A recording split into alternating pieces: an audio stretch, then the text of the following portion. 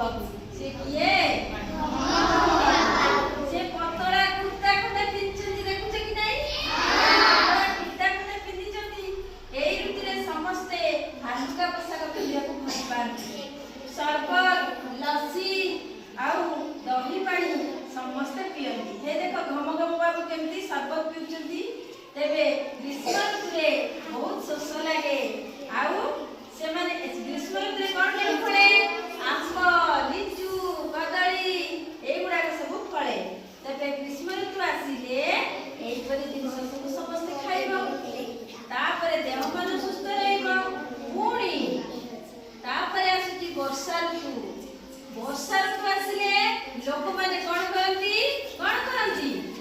ଛତା ଧରନ୍ତି। ଏଇ ଦେଖ ଦି ଭଉଣୀ ଯାକ ଆସୁଛନ୍ତି କେମିତି, ଜଣେ ଛତା ଧରିଛି ଆଉ ଜଣେ କଣ ପିନ୍ଧିଛି? ବର୍ଷାତି ପିନ୍ଧିଛି। ତେବେ ବର୍ଷା ଦିନେ ଏମାନେ ସବୁ ଆସିଛନ୍ତି। ଆଉ ଜଣେ ଛତା ଧରିଛି, ଜଣେ ବର୍ଷାତି ପିନ୍ଧିଛି। ଆଉ ତାଙ୍କ ଦେହ ସୁସ୍ଥ ଅଛି। ସେମାନେ ସବୁଜ ପନିପରିବା ସବୁ ଖାଆନ୍ତି। ତେବେ ଜାଣିଲ ଆମର ଋତୁ ବିଷୟରେ। ଆମେ 3ଟା ଋତୁ ବିଷୟରେ ଜାଣିଲେ, କିନ୍ତୁ ଆମର 6ଟା ଋତୁ ଅଛି। ତେବେ ଆଜି ମୋ କଥାଟି ଏତିକି।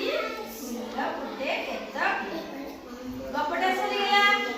ତେବେ ମୁଁ ପ୍ରଶ୍ନ ଆମେ ପଚାରିଛି, କହିବ। 3ଟା ପ୍ରଶ୍ନ ପଚାରିବି। ଆଚ୍ଛା, କେଉଁ ଋତୁରେ ବେଶୀ ଶୋଷ ହୁଏ, ପାଣି ପିଅନ୍ତି? କିଏ କହିବ? କୋଉ ଋତୁରେ ବେଶୀ ଶୋଷ ଲାଗେ, ପାଣି ପିଅନ୍ତି? କୋଉ ଋତୁରେ? ଜଣା ନାହିଁ। ଘମ ଘମ ବାପା ଠିଆ ହେଇଥିଲେ। କୋଉ ଋତୁରେ? ଖରା ଦିନ।